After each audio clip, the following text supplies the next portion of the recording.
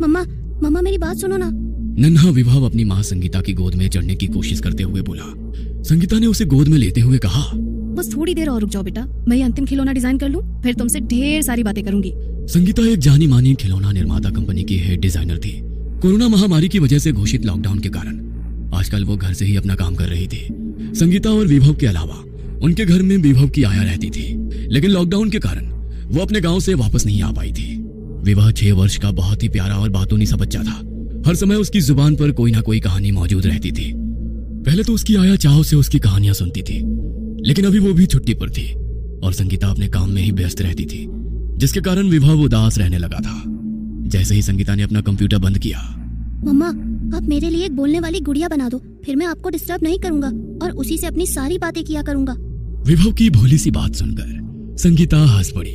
कुछ सोचकर वो उठी और स्टोर रूम में चली गई।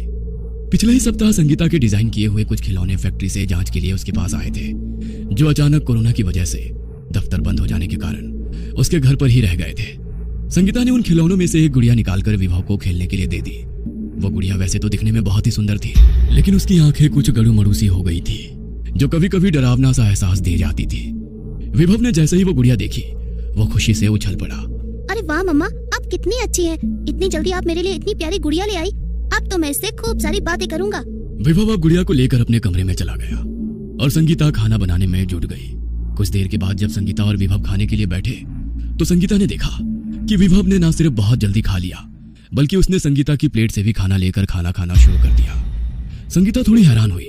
फिर उसने सोचा कि शायद देर तक खेलने के कारण विभव को ज्यादा भूख लग गई होगी।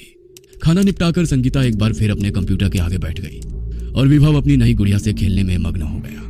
अभी कुछ ही मिनट बीते ही होंगे कि विभव के हंसने की आवाज से संगीता का ध्यान भंग हुआ। उसे आज विभव की हंसी बदली हुई सी लगी। वो चौंक कर उसके पास पहुंची तो उसने देखा विभव गुड़िया को लिए अलमारी के ऊपर चढ़कर बैठा हुआ था। उसे यूं देखकर संगीता घबरा सी गई। तुम अलमारी पर कैसे चढ़े? अगर गिर जाते तो क्या होता? इस लॉकडाउन में मैं तुम्हें कैसे घर से बाहर हॉस्पिटल लेकर जाती, और हॉस्पिटल में अगर तुम्हें या मुझे इन्फेक्शन हो जाएगा तो क्या होगा? पता नहीं ये कौन सा नया खेल सूझा है तुम्हें। चलो जल्दी नीचे आओ। ओफो मम्मा, कितना मजा तो आ रहा है। मेरी गुड़िया ने मुझसे कहा है कि हम यहाँ बैठकर खेलेंगे, इसीलिए मुझे इसकी बात माननी पड़ी और फिर उसका हाथ पकड़कर मैं आसानी से यहाँ ऊपर आ गया। संगीता विभव की कहानियां बनाने की आदत से वाकिफ थी, इसलिए उसने इस बात पर ध्यान नहीं दिया और किसी तरह विभव को अलमारी से नीचे उतारा। अब तुम्हें अकेले अपने कमरे में खेलने की जरूरत नहीं है, तुम मेरे सामने बैठकर ही खेलो। विभव को अपने सामने देखकर संगीता ने राहत की सांस ली और अपने काम में लग गई। अब कुछ न कुछ अजीब घटनाएं रोज का क्रम बनती जा रही थी।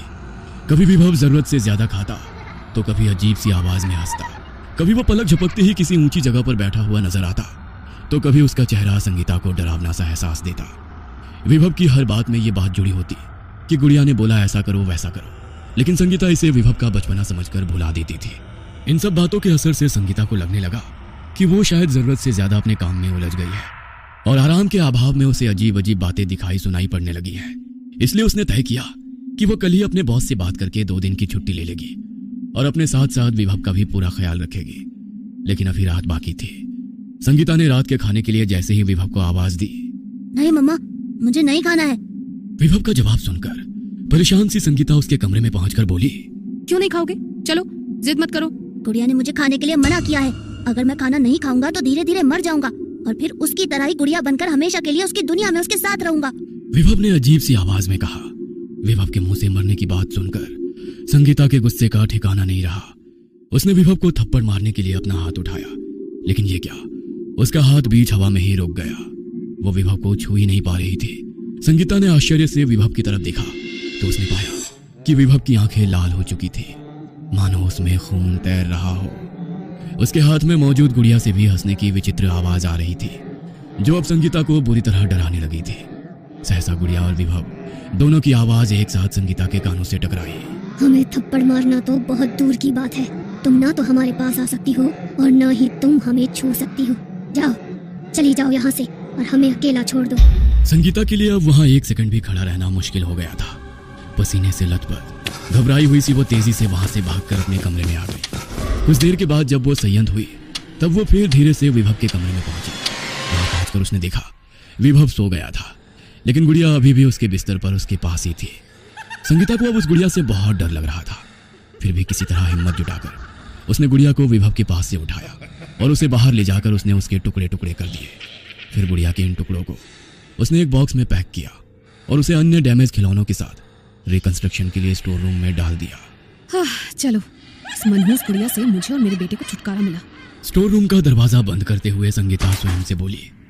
अभी वो खुश होते हुए विभव के कमरे में पहुंची ही थी कि उसके मुंह से जोरों की चीख निकल गई। बिस्तर पर विभव की जगह वही गुड़िया लेटी हुई थी और विभव एक गुड्डे के रूप में उसके हाथ में था। तुम्हें क्या लगा? तुमने मुझे खत्म कर दिया। मुझे कोई खत्म नहीं कर सकता। मैं एक श्राप हूँ, ऐसा श्राप जिसे कोई नहीं मिटा सकता। मुझे अपनी दुनिया में अपने जैसे कुछ साथी चाहिए थे। देखो, मैंने एक साथी ढूंढ लिया है। अब तुम्हारा विभव भी गुड्डा बन चुका है। देखो। गुड़िया ने गड़ुमड़ू होती हुई अपनी आंखों को नचाते हुए कहा।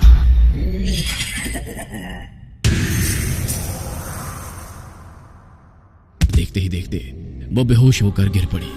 बेहोशी में वो बस लगातार एक ही बात बड़बड़ा रही थी। छोड़ दो, छोड़ दो, मेरे विभव को छोड़ दो, छोड़ दो।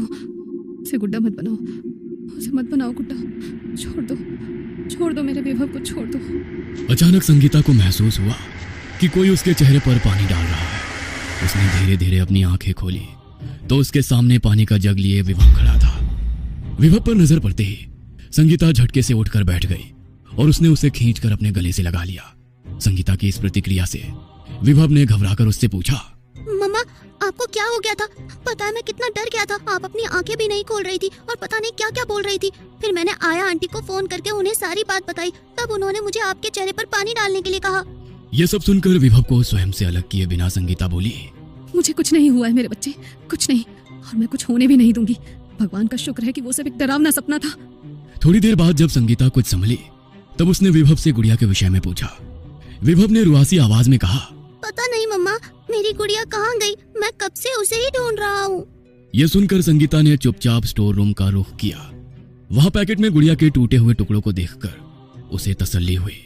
संगीता ने तुरंत माचिस निकाली और गुड़िया के टुकड़ों में आग लगा दी। देखते ही देखते वो सारे टुकड़े धूं धूं करके जलने लगे। आग के बुझने के बाद जब संगीता विभव के कमरे में पहुंची तो वहां विभव की जगह पर वही गुड़िया बैठी थी और संगीता को देखकर मुस्कुरा रही थी। संगीता उसे बिस्तर पर देखकर हैरान हो गई। तभी गुड़िया के अंदर से आवाज आई, मैंने कहा था ना, मैं एक श्राप हूँ, श्राप जिसे कोई नहीं मिटा सकता है। यह सुनते ही संगीता के रोंगटे खड़े हो गए। संगीता भागते हुए जैसे ही स्टोर रूम में पहुंची उसकी चीख निकल गई। उसने गुड़िया समझकर विभव के टुकड़े करके उसे आग लगा दी थी। अक्सर पागल खाने में रोते हुए संगीता की आवाज सुनाई देती थी। मैंने विभव को नहीं मारा है। मैं तो श्रापित गुड़िया को